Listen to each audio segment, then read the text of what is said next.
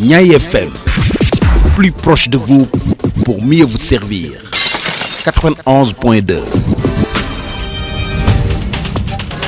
yéen a ngi déglu Niayes FM juróom-ñeent fukk ak benn bu tombal ñaar kaddu koom-koom. Je m'appelle Alice Mendy, je suis formatrice en production de légumes au CIFOP, Centre international de formation pratique. Pour la section agroécologie, les élèves sont au nombre de 19, répartis en deux cohortes. La première année, ils sont 8 et en deuxième année, ils sont 11. Je m'appelle Marietou Ndiaye, étudiante en agroécologie au Centre international de formation pratique de Mboro. Je m'appelle Baokar Faye, je suis élève au Centre international de formation CIFOP, classe de première année. Tout au début, ce n'était pas un choix en fait. C'est un grand frère qui est sorti de là aux constructions métalliques qui m'a suggéré de venir ici. Mais par la suite, j'ai bien aimé. Parce qu'avant tout, je suis déjà éclaireuse.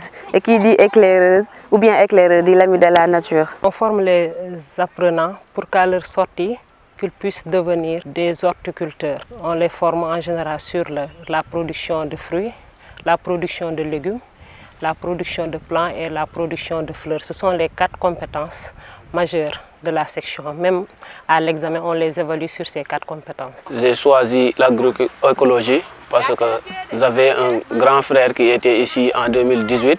Il faisait l'agroécologie. J'avais opté de faire l'agroalimentaire.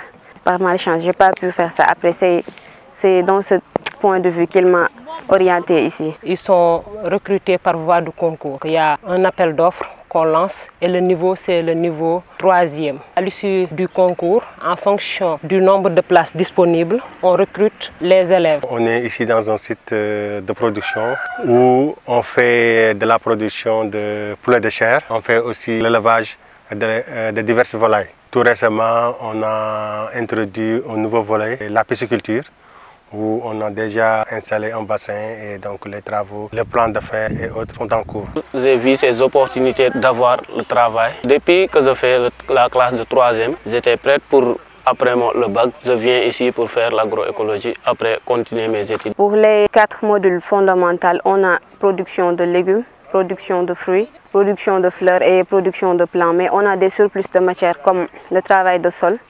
l'apiculture.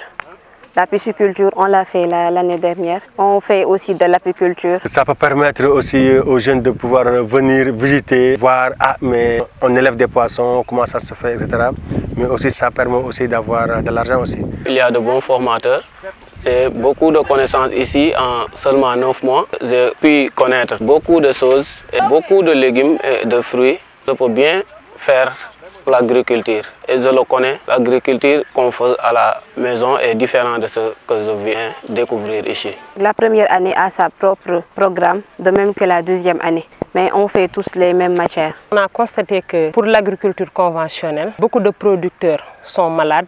En plus, ça pollue l'environnement. Et dans notre vision, JED veut s'orienter vers la protection de l'environnement. C'est la raison pour laquelle on a jugé nécessaire que l'agroécologie est la bonne formule ou la bonne stratégie à adopter pour pouvoir assurer la protection de l'environnement. On a assez de surface pour les exploitations.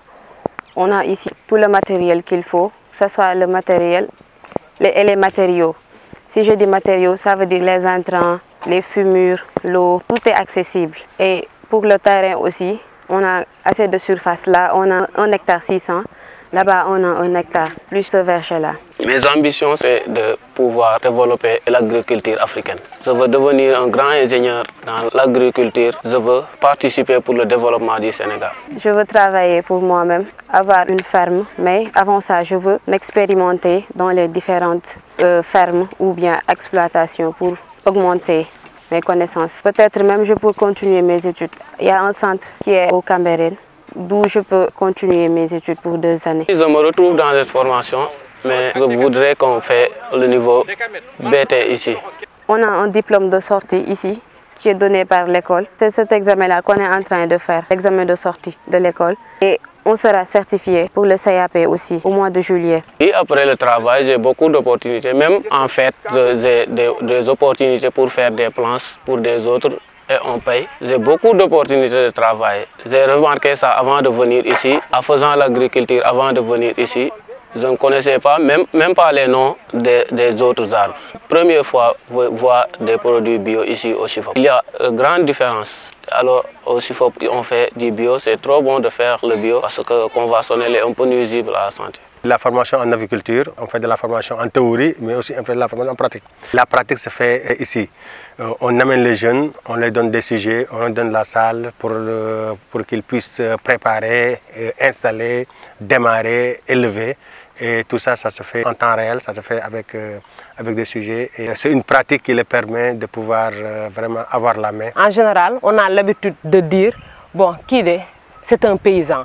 Alors que l'agriculture, c'est beaucoup plus large. C'est un métier d'avenir. Et la plupart des étudiants que vous voyez ne sont même pas dans la zone. Il n'y a que 2 qui sont dans la zone. C'est un métier où on peut entreprendre. On ne peut pas former des jeunes et après à leur sortie dire que bon, moi je vais attendre l'emploi salarial. Mais avec l'agriculture, ils peuvent apprendre ou bien démarrer quelque chose. On reste en contact avec eux pour les orienter. Parfois, s'ils ont besoin de CV, ou bien d'enrichir leur CV, on les accompagne sur ça. Mais également, si on a des postes disponibles, des appels d'offres, on leur fait part ou bien on voit la personne la plus apte à le faire et on l'oriente vers une telle structure. Au niveau du Chifop, en général, on prend les apprenants comme stagiaires pour qu'ils puissent débuter leur premier emploi salarial au sein du centre. C'est le moment aussi de corriger ce qu'ils faisaient. Ils vont être des prestataires, mais aussi ils vont se détacher de l'esprit d'étudiant. Niayes FM, plus proche de vous pour mieux vous servir.